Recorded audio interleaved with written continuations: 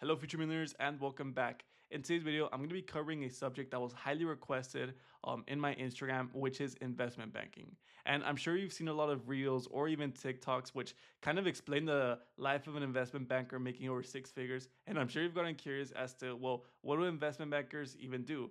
And that's why in today's video, I'm going to explain it in a way that actually makes sense for us as teenagers. And before I get started, I just quickly want to explain something to you, and that's that at the beginning of these videos, I'm going to be giving sort of like the textbook definition, you could say. So these concepts might seem confusing at first, but do not worry, because I'm going to elaborate on them and actually like simplify everything so you can understand. So if you like this type of content, please make sure to like and subscribe, and comment down below if you have any future ideas for videos that y'all would like to see. And yeah, well, without further ado, let's get started. So look, to start off, I just kind of want to give y'all a definition of what an investment banker does. And look, an investment banker is a financial professional which helps large corporations make important financial decisions. And this mainly boils down to two main things. The first one being raising capital. Now look, say that you own a lot of coffee shops in the United States, but you want to expand to, say, Europe or Mexico. Well, yeah, but in order for you to build those coffee shops in Europe, you're going to need a lot of money. And the only way that you can get this money, and one of the ways that you can get this money, is through investors, people that will either lend you money or people that will give you money and in turn get part of your business. Again, I'm kind of, giving the textbook definition right now. Right now, I'm going to elaborate on it so you can kind of understand better. And yeah, that's basically, this is one of the, responsibilities of an investment banker. And the second one is mergers and acquisitions. And this is basically when a corporation wants to buy another business or potentially sell their business. And look, to say it like this, imagine that you have a coffee shop. You can buy your local competitor next door and, kind of expand your coffee shops, or you could even potentially sell your business to those same competitors. And that, look, at first it might seem very simple, like, oh yeah, well, an investment banker just helps people raise capital or just sell or buy a business. But it's not as simple as that, especially when you're dealing with these large valuations worth billions and billions of dollars. All right, so now I want to elaborate on one of the main responsibilities of an investment banker, which is raising capital. So to do this, I'm going to create a new example. Imagine I have a friend named Joe, and he basically has a pizza shop which is doing very well. But now he wants to expand onto another city like New York. But of course, to build this new shop, he's going to require money. And look, he can finance this project. And if you don't know what finance means, it's just how are you going to get the money to pay for this? He can finance this project through either debt or equity. And if you don't know the difference, don't worry, I'm going to explain it. So look, basically, financing through debt would basically mean something like this. Imagine that Joe asks you or whoever for money. He asks you if you could lend him $100, for example. And in this case, Joe's going to return that same $100 back to you plus some interest. And in technical terms, this would be considered somewhat similar to a corporate bond. Of course, there are some key differences, like the types of bonds that there are, etc. But I don't want to overcomplicate this. What I want you to understand is the concept of financing through debt, where basically Joe asks you for money, where you basically lend him some money and he'll pay back to you with some interest. So remember, debt equals a loan with interest. Now look, the second option is equity. And to really simplify this, I'm sure you all have seen some clips of Shark Tank, for example. I'm sure you've seen them in Reels or probably even TikTok. And this is where basically, someone pitches their business idea, and the sharks can basically invest in that business. And say they could like give them, say that they invest $100,000 and they'll get 10% of the business. So this is very different from debt, because instead of basically Joe owing you money, he doesn't owe you any money, but now he gives you a part of his business. So basically, equity is when investors buy up ownership of the business and that basically get a percentage of the company. And now, Joe, for example, in this case, doesn't owe any money. So let's think of it like this. Joe basically, instead of, telling you, hey, can you please lend me, $10, he'll tell you, hey, can you please, buy 10% of my business for $10, for example, right?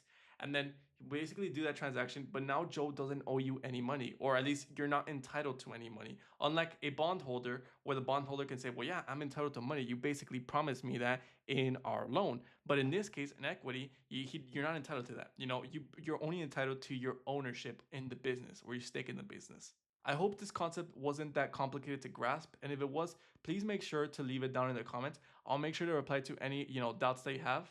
And look, an investment, And look, an investment banker's job is mainly to map out which is the best option or which is the best way to finance between equity or debt.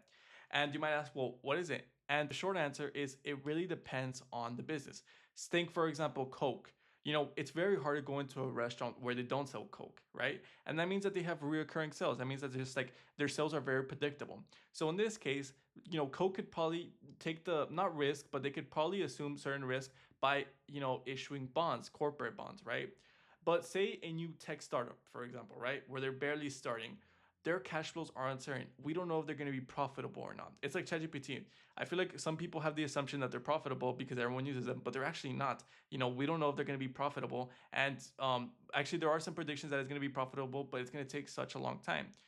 And these types of businesses could actually issue stocks instead or ownership.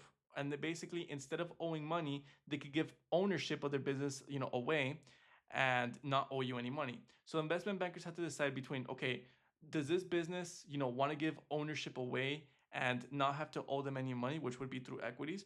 Or does this business, is it best suited for this business to finance themselves through debt? And, in this case, they don't give ownership of their business, but now they actually owe money to investors. And now let's enter the world of mergers and acquisitions, or the second main responsibilities of an investment banker. And look, here we're going to enter the world of valuation, discounting, etc. But I'm going to simplify this a lot so you can kind of understand the concept. Again, I want you to grasp the concept and I want you to understand it. So, okay. Now, let's go back to our example where, Joe had a pizza shop and he was doing very good. Say Joe has a local competitor which has 30% market share of all pizza sales in the city. What this means is that 30% of like the pizza sales are directly, going to this competitor. So Joe might find it attractive to, buy this other business in order to, increase his market share. Say that Joe already has 50%, right? Well, now if he buys this one, he's going to have 80% of the market share of pizza sales, for example. The other option is where this business actually buys Joe's business, and that it could go vice versa. Either Joe buys this business or the other business buys Joe's. Or there's also some things where they do mergers. Like I don't know if y'all have seen the name of J.P. Morgan, but it's J.P. Morgan Chase, and they were actually different firms, but they basically combined and became one of the world's biggest banks. We can also see other examples like Disney paying 4 billion for Marvel in 2009, which people thought that they overpaid for it. But now if you see what happens, Marvel has produced so much cash flows that that investment was worth it because they turned out to be profitable. There are other examples like Facebook buying Instagram for 1 billion, which also people, might have said, oh yeah, but you're, overpaying for it or whatever, but it actually turned out to be a very important, investment, and it's very good that they did it because Instagram is one of the most important platforms right now. But here is where it gets complicated because basically, in order to do this, you have to find out what is the value of a company.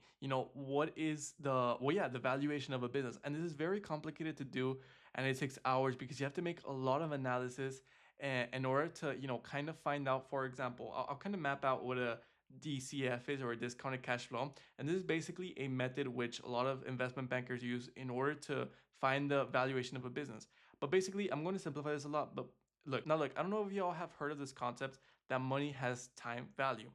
And I'm going to simplify this a lot. So look, think about it like this. Imagine that money has time value because there's an opportunity cost of not investing it.